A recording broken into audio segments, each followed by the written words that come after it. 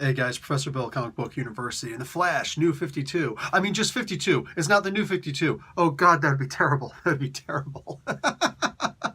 so, um, Pretty good book. This was pretty good. This was a good way to kind of, again, sorry, I wasn't a huge fan of the Flash War. Just like a 3.5 issue Flash War thing that just kind of balk. It wasn't a war.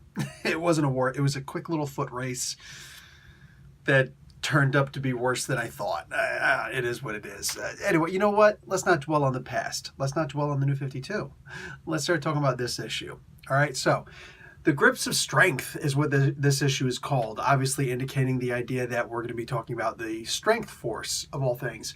So Joshua Williamson is the writer, Christian Deuce is the artist, Luis Guerrero is the colorist, and Steve Wands is the letterer. Dan Mora did the cover. Gabriel Dell'Otto did the variant cover. So this is part one. So if you're looking to jump on a Flash story, hey, boom, here you go. This is a part one. I really loved that the Kingdom Come Flash was in this because, I mean, for obvious reasons. That's awesome. That's awesome. That alone right there, I'm like, yeah, this comic book is getting a good grade.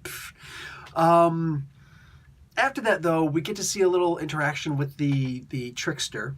And one of the interesting things is that we have, I think this is her first appearance. We all know the parademons, right? Well, here are para-angels?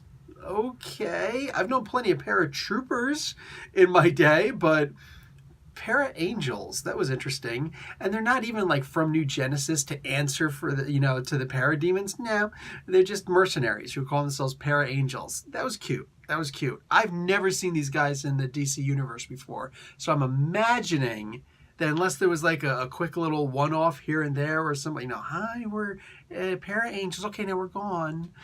I think this is a first appearance of these guys. Not too shabby. Not too shabby. Tell you what, man, they were drawn well. And that's going to be a theme all throughout this comic book, man. Look, Joshua Williamson did a great job writing this story. A fantastic, amazing job. But I'm sorry, man. Credit where credit's due. Christian Deuce, oh my God, the art in this. Can we keep him? Can we keep him? Dude, the detail in this comic book was perfect for this issue. The way he drew all the different flashes. Hello. That was awesome. That was awesome. Still, when he met with all the Flashes, that's one of the things that kind of bugs me because I think to myself, dude, you don't have time to do this, that, and the other thing, but you want to ask about the Speed Force, and everybody's like, yeah, no, nothing, sorry, it's all you. It's all on you. There's no such thing as a Strength Force where we come from, or a Sage Force, or all this other stuff you're talking about. Only the Speed Force. He's just like, oh, okay, thanks, bye, and he just kind of mopes and walks out. Dum-dum, you're there. You got everybody else there. Can you maybe take an extra 10 seconds and ask, hey, by the way, can somebody please tell me the origin of the Speed Force or this, that, or the other thing? Can somebody please tell me like something that I probably don't know? Because I don't want to actually go into the 25th century and ask questions there. Can somebody tell me how to work my powers? Why is it that I keep on losing my powers? What's up with the negative Speed Force? Why not just ask a question or so? No, just you have one question to ask. The answer is no, so you walk out. That's it. Ugh, dude, for a guy that fast, multitask. Anyhow, the trickster is supposed to be there with not Mr. T.O. Morrow, but Detective Morrow. And they're like, oh yeah, man, we're going to use you as a witness against against Lieutenant Wolf, or whatever that one dude's name is, the Commissioner Wolf, the guy who's in charge of what do you call it? Iron Heights. All right, that guy. It's like, listen, this warden, he did a lot of bad things to you. We need you to testify. The judge is coming in now.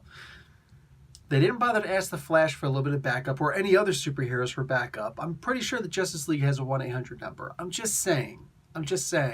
But no, of course, they don't bother calling anybody. It's like, no, here's a super-powered villain. We're going to watch out for him. Just him by himself. That's all that it takes, that you're way outclassed. But you didn't think that there's a chance that other people might find out about it? Oh, I'm going to keep it on the low. That never works. This is a comic book, man. Be a little self-aware. Just a little.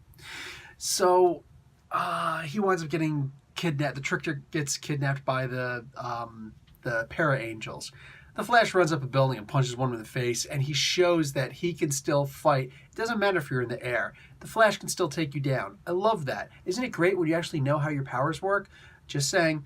So, and guys, I also want you to understand when I'm making fun of Barry Allen for not learning about his powers, I'm not making fun of Williamson or any other writer for not doing that. No, all of the writers write Barry as just a guy who is supposed to be really smart, but he's actually kind of dumb because the basics, learning how to use your powers, that's not more important than sitting around and hanging out and trying to start a relationship with someone. When he was on a break with Iris, that alone should have been like, well, that means I've got time to learn how to use my powers. But no, of course not. Go hang out with Mr. Terrific. Go hang out with Batman. You know them both on a first-name basis. Maybe they can help you with your powers. But no. Duh. Anyhow, so, yeah, just understand I'm not making fun of anybody. I'm making fun of Barry Allen for that. By the end of this, some way, somehow, the trickster gets imbued with the strength force.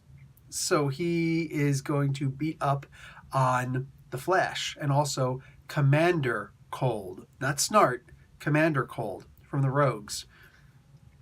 Not too shabby, not too shabby. I like Commander Cold being in here. I kind of dig the idea that he is in Central City. Barry came off as kind of a jerk, which, duh.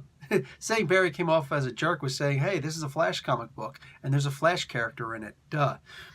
But he did come off as a bit of a jerk here. It's like, no, this is my city. Well, who are you, Batman? Calm down, man. Nobody else says stuff like that. So he totally had a Dark Knight moment in here. For all intents and purposes, this comic book was solid. You know what I'm saying? Like, there was a great bit of action in here. There's a mystery behind here.